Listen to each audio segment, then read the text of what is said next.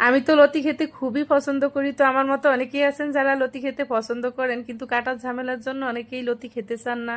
অল্প সময়ে খুব সহজে কিভাবে লতি খুবই সুন্দরভাবে পরিষ্কার করে নেবেন সেটাই আজকের ভিডিওতে আমি আপনাদের সাথে শেয়ার করলাম।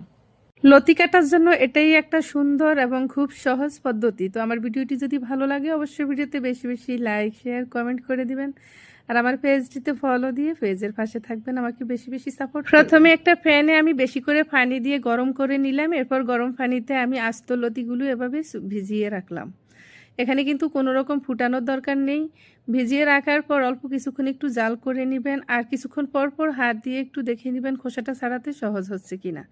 যখনই দেখবেন দু একটা লতির খোসা ছাড়াতে খুবই সহজ হচ্ছে, তখনই লতিগুলো নামিয়ে নিতে হবে। গরম পানিতে লতি দেওয়ার পর কিন্তু কোনোভাবেই ফুটানোর দরকার নেই, লতি যাতে নরম হয়ে না যায় সেদিকে খেয়াল রাখতে হবে।